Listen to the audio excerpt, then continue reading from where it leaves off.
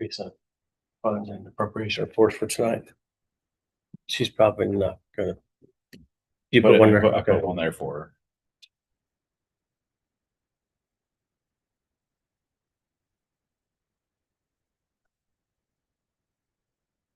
Okay, it is 5 o'clock. We call this July 27th meeting of the Delphi Redevelopment Commission to order, and welcome everyone. So, Christina, would you like to? Miriam just texted me, said she needs a link. Oh, I okay. didn't know if she wanted to join, so I'll be right back. I'm gonna send it to her. Okay. Let's go ahead with introductions. Christina Langsford, T. Danny Myers, Delphi City Council. Anita Whirling, Mayor appointee. Spencer Kangaree, City Council. And in the audience, Julia Lady, Community Development, City of Delphi. James Wells, Carroll County EDC, Executive Director. very good. So in your packet were the minutes from the June 22nd, 2026 meeting. Is there? Make a motion that we approve the minutes from June 22nd, 2026. Second. We have a motion and a second. Were there any additions, corrections, discussion on the minutes? All those in favor signify by saying aye. Aye. And let's see that. I better write that down because that was Spencer, you made the motion for. Yep.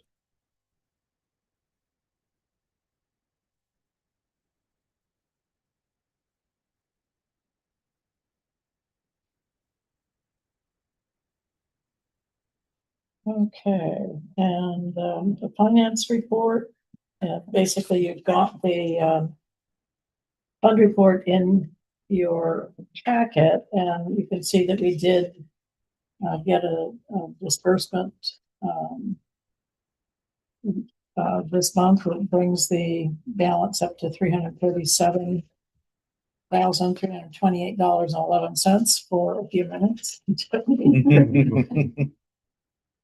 And then also the revenue. So when whoever made this didn't get the dollar amounts. Yeah, I think they were printed off out there, so I can reprint them for you.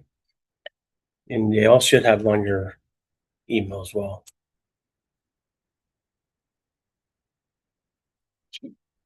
Don't know what it is. Okay, so I'm gonna pull up the email.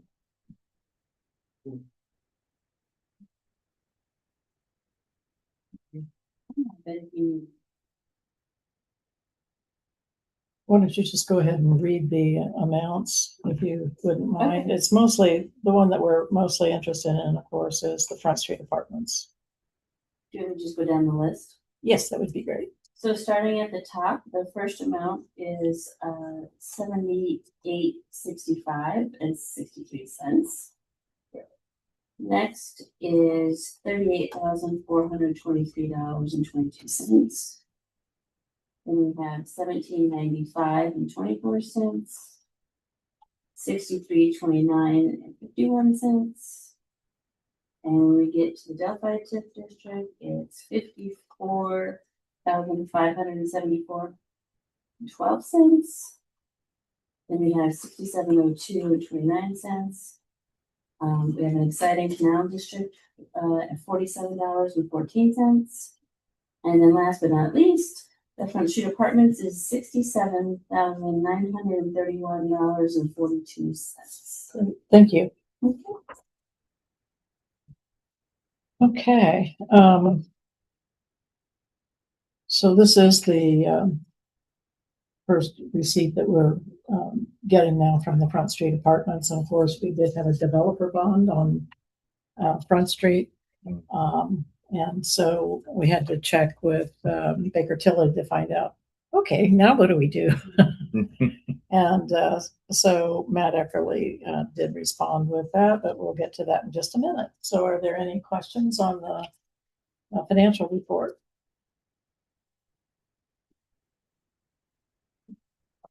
You good with it? I don't think we really need to approve that.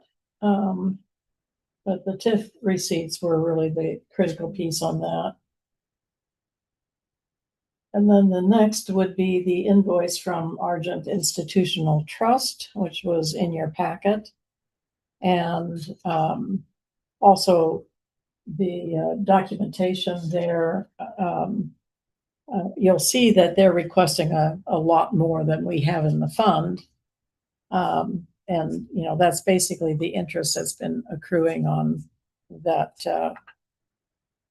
bond since it was, you know, let back in 2023 or 2024. And with the completion of the apartments and then, you know, a year or two for the excess TIF to, you know, start accruing funds. We are now at a point where it's throwing off some dollars. So that's very welcome indeed. So checking with Matt Eckerly at Baker Tilly to see what our next, you know, course of action is for this, since this is the first time that we could make a payment. We are to subtract $2,500 from the amount that was received, and that stays in our TIF allocation. Thank you very much. Our TIF allocation fund. And then, so the amount that we can pay towards the bond is $65,431.42. And I would entertain a motion. What was the number again, Anita? I'm sorry. 65,000. $65,431.42.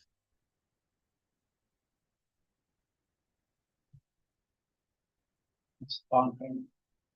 That will be, yes, our bond payment. Need both. Yes. I'll second Denny's motion. Yes. So that number that you said, the 65, et cetera, so that's gonna go towards this, so it's paying more than they're requiring us. It's actually paying less than they're requiring us to pay. Well, I mean, it's paying more than 49,000. But there is a, There's a balance But that we have not. I just didn't know if that was like the minimum. Checking. Like whatever. Yeah, we pay what, Yeah, we pay what we can. What we when can. Yeah. Okay. Thank you. And I didn't look, but that's scheduled bond calendar that was put out back in 22 or 23.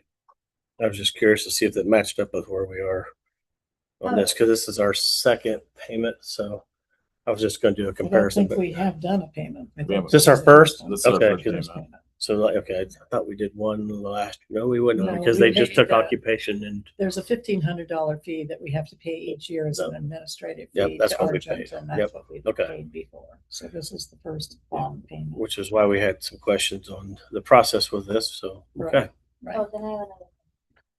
So then that 40,500 and the 9,000, that's what's showing us how much we've accrued, kind of, with our, this.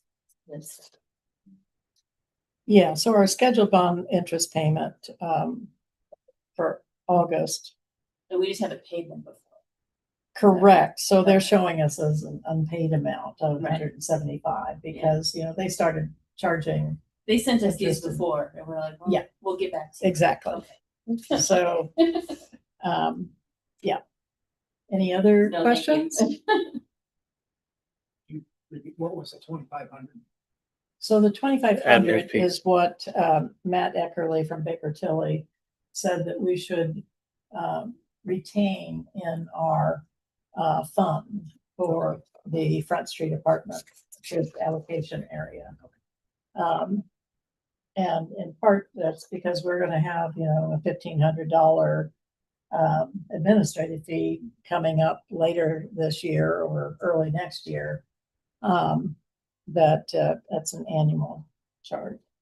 So does that answer Yeah. your questions? Mhm. All those in favor of approving the payment of $65,431.42 against the invoice from Argent TIF revenue dated May 15th, 2026, please indicate by saying aye. Aye. And I am an aye, motion carries. Okay. Update on the ready. Julia. So I'm happy to report that we did hear back from Julie Berry last week from the region that we were approved for the $300,000 Ready 2.0 funds for the infrastructure to Oracle Acres, so. Very good. That was good news. So anyway, I signed a letter of engagement and hopefully that'll get the ball rolling on the next steps. And do we know what their timeline is at this point? So Oracle Acres is going to go before the BZA and the planning commission later this month or in August. August, yeah, I believe it is. Yep. So that's where they will go for those variances and so yeah, that's really the last step to my knowledge with them. Okay. Yep. They are on track. I did talk to the developer last week. Okay. So. And yeah. they have everything He has mailed everything. and, They'll get the admin paper on time and they'll mail it to all the residents in the area and Okay. yeah, so that we have an opportunity to object if there are any objections or concerns. So yeah. and I've had some questions just regarding it, which was good, right? And Yeah. really all their changes that they're requesting are requests that we asked them to make because of we asked them to re-engineer it and add some sidewalks and just space some things out. So good questions, and glad people are watching it. So yeah, so they will go for those boards then next month and that's fertile. okay. So, Awesome. yeah. Okay. That sounds Yeah. great. Appreciate your support. It helped a lot. Thank you for all your work on that project. That's, of course, Ready is an animal of its own, right? Okay, moving on. So project updates on project 218. I know you had a conversation with Watson of Watson Yerkes. I did. And it basically didn't lead anywhere. Have you had any? I invited him to this meeting and told him we meet monthly and kind of give him a explanation of what all was included with it, and I told him it would be good for him to be here to get questions out and get a full explanation. But I do not see him, and I think the confusing part to him was the letter that he received that said the lease for $0. He said, I don't know what that means. Are you guys buying the land? Or are you leasing it? And I tried to explain the process of everything's underground. Mhm. Obviously there would be an easement, not putting anything over the top. He was concerned with fencing because he wants to put a fence up. And I said, fences are removable. They're not permanent in the ground. So I tried to explain it the best I can. We were in a convenience store parking lot, but so I will try to track him down again Okay. start. Well, it's a start. Yeah. I did reach out to Clem Coons at VS Engineering to let him know that, the difficulties that we're having. And I asked the questions as to, whether their firm has negotiated the easement acquisitions on other projects, and in particular,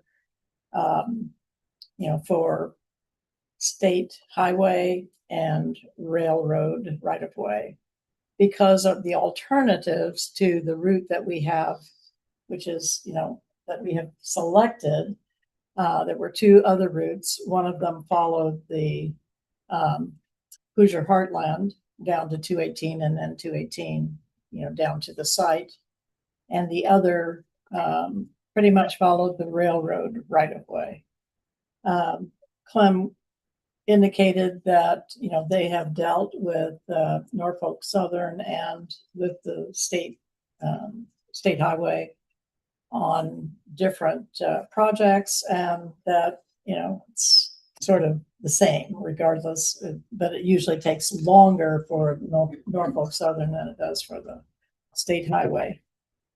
I'm not really suggesting that we, have to explore those alternatives, but it's time for us to, look at what our alternatives are, because, we've been at this now for ever. And,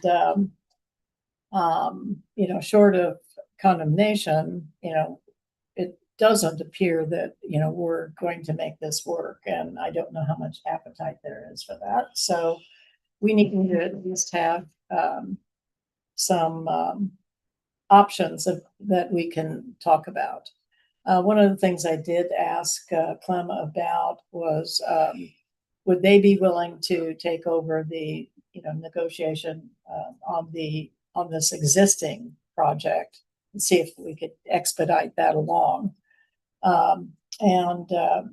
What he suggested is that we set up a time to, have either a virtual or in-person meeting to talk about that. And obviously, we're not making any commitments to them, but I'd like to have that discussion. And if any of you would like to participate, I'll keep you posted on what those times are.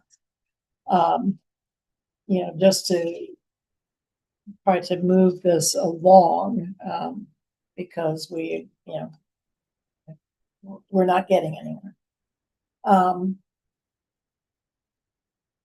Going back to the other two options, sounds like those would be alternatives, but what we have to realize is that when we selected the current path, the utility corridor, that was step one before we did, some quite a bit of survey work and preliminary engineering work. So that has not been done on the other two potential routes. So that would obviously, we would incur more costs on that front end if we decided to try either route. But that's kind of where we are. I'd like to have the discussion, get an idea of what it would cost for them to try to help us with the process. They have, taken other projects through these acquisition of easement and even condemnation in some cases. So if there is concurrence for that discussion to proceed, then I'll set up a time and keep you all in the loop in case you would like to participate. Does that sound agreeable? They give you any idea which one is more doable, the railroad or the? I would probably suggest the state would probably be a little bit easier to deal with than the Railroad could take years. Yeah. The only caveat there is that Norfolk Southern was interested in a rail spur Sure. at the 218 industrial site. So that could help to expedite, their decision-making process. But otherwise, yes, it's typically much longer to try to get railroad, Yeah. decision-making and so forth. So, we'd have to, if we did decide to look at those other options, we'd have to kind of feel those waters out. Well, then which would be the cheaper cost of engineering, going through the railroad, like going along the railroad path or the state highway path? Because I have a feeling the railroad path would be quite expensive. It just depends if they're interested in the project. Yeah, there if might be they're- a different. They might help pay into it. Sure. Exactly. Yeah. Get it higher up. Somebody. Yeah, these would be rail served sites, and getting a spur, they would have to invest in the additional,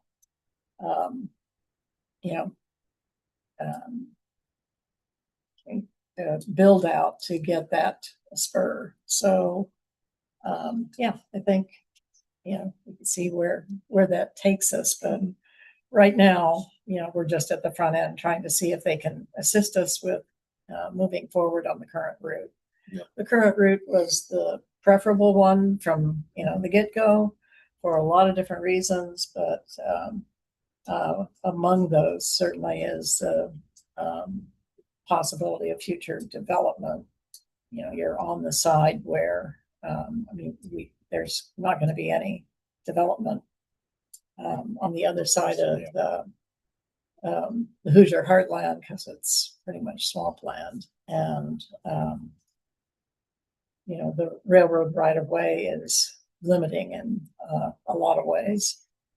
So we have the preferred route. We just need to see if there's a way that we can get assistance in expediting the easements. Yes, first step would be to decide how long we're going to wait. Yes, well, see if they could We'll see if, assist it. VS has the magical touch of, Yeah, if they've done it before, then Yeah. that's the good news, if they know how to approach it. So right. It's like, when the Carroll County Economic Development Corporation was working on the expansion at the 421 by IPC and the industrial park. HWC was enlisted to do the easements there, and that went pretty smoothly. So, not 100% smoothly, but a lot more smoothly than what we've experienced on 218. So, concurrence to at least take discussion with VS and I'm agreeing with it. okay, I will keep all of you in the loop. And Mayor, do you have any updates for us? Bowen Estates, we approved some permitting to have fiber installed throughout Bowen Estates. Currently, there is 11 homes erected and 7. So I emailed Josh and didn't get back from him. So slow progress, but it's progress, and that's good. So other than that, nothing has changed within any of the other projects. So Okay. Any other business? Is there a motion? Motion to adjourn. It is 5:22. Is there a second? Second. All those in favor? Aye. And I am an aye. Thank you, one and all. We are good. good night, Miriam.